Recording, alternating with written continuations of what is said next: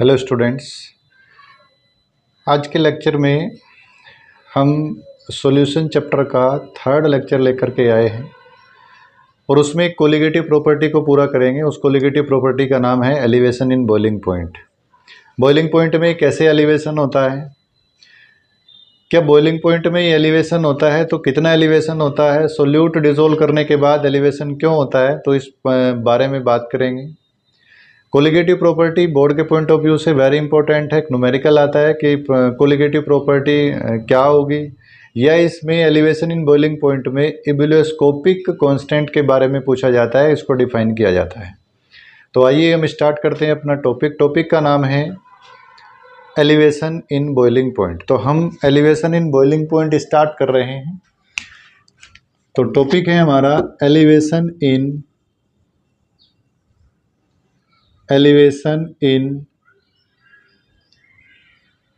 Boiling point. Elevation in boiling point ये हमारा आज का टॉपिक है। तो एलिवेशन इन बॉइलिंग पॉइंट के बारे में हमें देखना है कि एलिवेशन इन बॉइलिंग पॉइंट होगा क्या।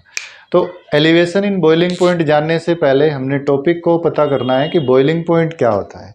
अब बॉइलिंग पॉइंट क्या होता है, बॉइलिंग पॉइंट का मीन्स होता है कि किसी भी लिक्विड को बॉयल करना। हमने किसी लिक्विड को बॉयल करना है, तो बॉयल करने के लिए क्या करना पड़ेगा, उसमें टेम्परेचर देना पड़ेगा। अब टेम्परेचर देने के बाद क्या कंडीशन आती है उसमें, तो उस पर बात करते हैं।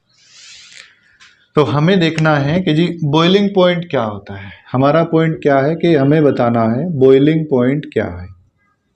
Boiling point, what is boiling point. तो बॉइलिंग पॉइंट देखो, हमने एक बीकर लिया, ये बीकर है, इस बीकर में वाटर फिल करते हैं।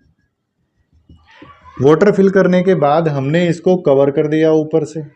अब ऊपर से कवर किया तो नीचे हमने स्टैंड पर रखा, और स्टैंड पर रखने के बाद हमने उसको हीट दे दी। बर्नर लगाया उसके नीचे, और बर्नर लगाने के बाद उसको हमने हीट करना शुरू कर दिया। अब जैसे ही इसको हीट करेंगे तो ये जो वाटर है इसमें ये क्या करेगा, ये कुछ वेपर बनेंगे इसके। अब ये क्या है, वेपर है। अब इसकी कुछ वेपर बनेंगी, तो जो वेपर बनेंगी वो कुछ ना कुछ प्रेशर क्रिएट करेंगे। अब कोई वेपर यहाँ बन रही है तो वेपर क्या करती हैं, तो प्रेशर क्रिएट करेंगे। वो प्रेशर इस वॉल के इस साइड में भी होगा, इस साइड में भी होगा, इस साइड में भी होगा, इस साइड में भी होगा, चारों तरफ वो प्रेशर क्रिएट करेगी। जब इसका प्रेशर, अंदर वाला प्रेशर, यानी कि जो वेपर प्रेशर है, जो वेपर प्रेशर है, वेपर प्रेशर, वो जब किसके इक्वल हो जाए, एटमॉस्फेरिक प्रेशर के।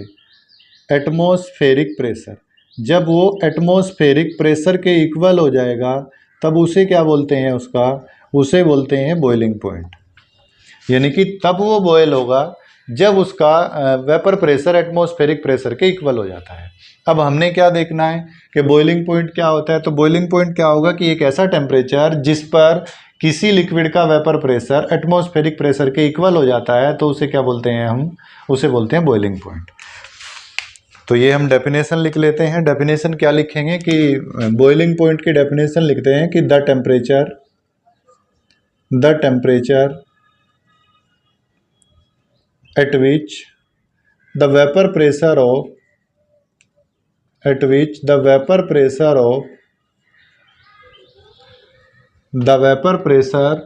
of a liquid is equal to atmospheric pressure।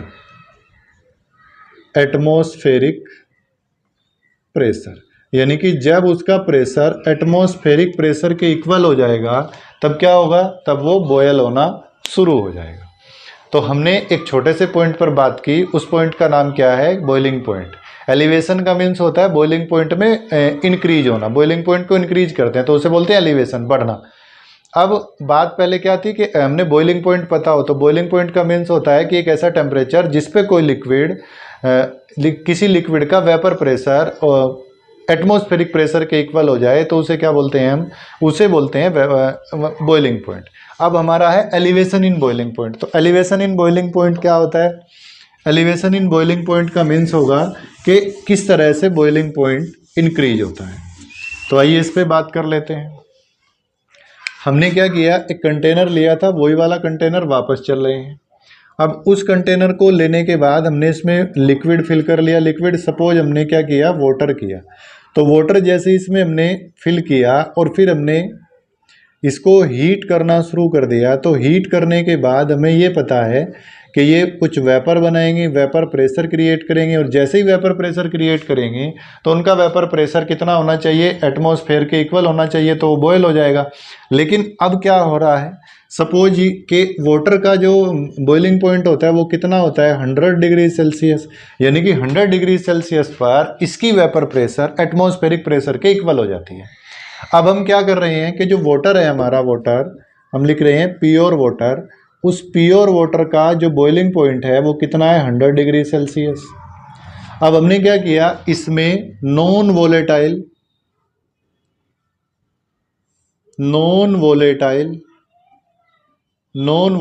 Solute डाल दिया। अब नॉन वोलेटाइल सोल्यूट डाल दिया, इसमें डिसॉल्व कर दिया। अब डिसॉल्व करने के बाद क्या बना, ये सॉल्यूशन बन गया। अब जो सॉल्यूशन बना तो क्या उसका बॉइलिंग पॉइंट 100 ही रहेगा या मोर देन 100 होगा? तो कितना होता है, इसका बॉइलिंग पॉइंट होगा मोर देन 100 डिग्री सेल्सियस से ज़्यादा होगा। क्यों होगा 100 डिग्री सेल्सियस से ज़्यादा? क्योंकि जैसे ही हमने इसमें नॉन वोलेटाइल सोल्यूट मिलाया, तो नॉन वोलेटाइल सोल्यूट का मीन्स होता है जिसकी वेपर क्विकली नहीं बन रही, जल्दी नहीं बन रही है। तो वो क्या करेगा, वो इसके ऊपर यहाँ पर क्या करेगा, कवर कर लेता है। इसको कवर कर लेगा। जैसे इसको कवर करेगा तो इसकी वेपर के ऊपर बैठ जाएगा आकर के। जब इसकी वेपर के ऊपर बैठ गया आकर के, तो वेपर ऊपर नहीं निकल रही है। अब वेपर ऊपर निकलेगी तो टेम्परेचर ज़्यादा देना पड़ेगा, और जब टेम्परेचर ज़्यादा देंगे तो बॉइलिंग पॉइंट ज़्यादा होगा ऑटोमेटिकली। तो इसलिए जब सोल्यूट डिसॉल्व किया जाता है तो वेपर प्रेशर, उसका जो वेपर प्रेशर है वो हाई टेम्परेचर पर बनेगा। अब क्वेश्चन ये आता है कि सोल्यूट जो है वो सोलवेंट में डिसॉल्व होने के बाद उसके बॉइलिंग पॉइंट को इंक्रीज क्यों करता है? तो इंक्रीज इसलिए करता है क्योंकि सोलवेंट के ऊपर आकर के वो उस पर कवर कर लेता है उसको, और जिससे उसकी जो वेपर है वो ऊपर नहीं जाती, वो प्रेशर नहीं लगाएंगे। अब जब प्रेशर नहीं लगाएंगे तो बॉयल नहीं होगा। तो वेपर प्रेशर एटमॉस्फेरिक प्रेशर के इक्वल करने के लिए ज़्यादा टेम्परेचर की नीड होगी, तो ज़्यादा टेम्परेचर की नीड होगी तो बॉइलिंग पॉइंट ज़्यादा होगा। तो ये बॉइलिंग पॉइंट का एलिवेशन है। अब हम वही बात इसमें लिख रहे हैं, क्या कि इसको रिप्रेजेंट करते हैं, एलिवेशन इन बॉइलिंग पॉइंट को रिप्रेजेंट करते हैं किससे, डेल्टा टी एफ से। अब अगर लिखें कि वेपर प्रेशर या boiling point of pure solvent equal to हम मान लेते हैं उसे T1, यानी कि सॉल्वेंट का कितना हो गया, T1 हो गया। अब अगर हम लिखें कि बॉइलिंग पॉइंट ऑफ सॉल्यूशन, अगर मैं सॉल्यूशन बन गया तो उसको बोलता हूं तो क्या बोलेंगे, T2। अब अगर मैं T2 से T1 को माइनस कर देता हूं, अगर मैं ऐसे करूं कि T2 से T1 माइनस कर दूं तो क्या आ जाएगा, बॉइलिंग पॉइंट में जो इंक्रीमेंट हुआ वो आ जाएगा। तो उसी को हम क्या बोलते हैं, एलिवेशन इन बॉइलिंग पॉइंट। तो हम लिखें एलिवेशन इन बॉइलिंग पॉइंट। इस बॉइलिंग पॉइंट को क्या बोलते हैं, डेल्टा टीबी।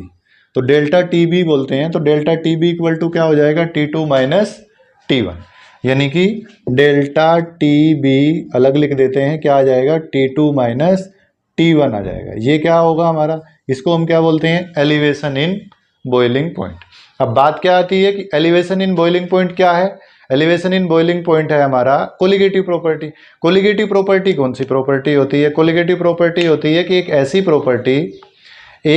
प्रॉपर्टी जो एक सॉल्यूशन की ऐसी प्रॉपर्टी जो सोल्यूट के नंबर पर डिपेंड करती है, न कि उसकी नेचर पर। जितने ज़्यादा नंबर ऑफ सोल्यूट डिसॉल्व करेंगे उतनी कोलिगेटिव प्रॉपर्टी इंक्रीज होगी या डिक्रीज होगी, उस पर डिपेंड करती है। तो आइए इसके बाद स्टार्ट करते हैं कोलिगेटिव प्रॉपर्टी के बारे में, कि ये जो हमारा डेल्टा टी एफ है ये क्या है, ये कोलिगेटिव प्रॉपर्टी है। तो हम लिख रहे हैं कि delta T B is a colligative properties.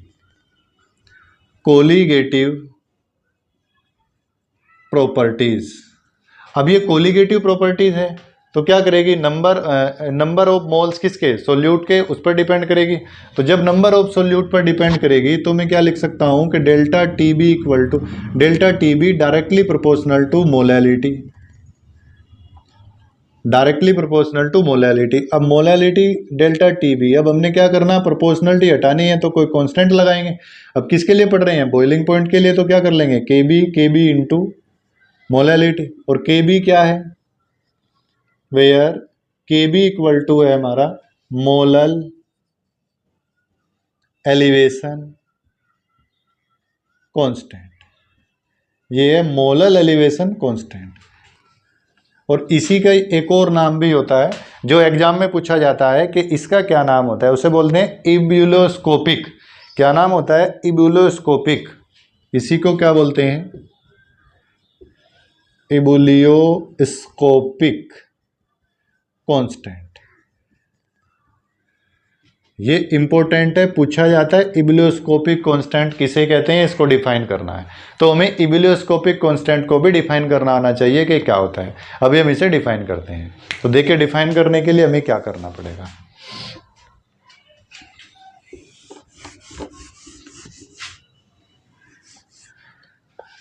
हमारा फॉर्मूला आया delta T B equal to K B into molality. तो मैं इसको ऐसे लिख सकता हूं क्या, delta T B equal to K B into जो मोलैलिटी होता है वो होता है small W into 1000 small M into capital W. और मैं इसको ऐसे भी लिख सकता हूं कि डेल्टा टी बी इक्वल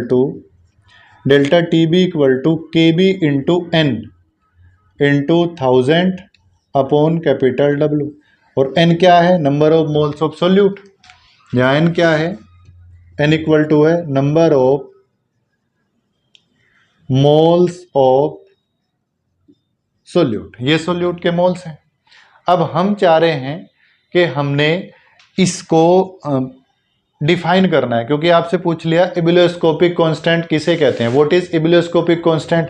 तो आप क्या बताएंगे इबुलियोस्कोपिक कांस्टेंट क्या होता है, तो उसकी डेफिनेशन लिख रहे हैं। डेफिनेशन क्या लिखेंगे कि डेल्टा टीबी को क्या बोलते हैं, डेल्टा टीबी होता है एलिवेशन इन बॉइलिंग पॉइंट। तो elevation in boiling point is equal to किसके, molal elevation constant, molal elevation constant, molal elevation constant, elevation constant कब होगा इसके equal, when 1 mole of solute dissolve in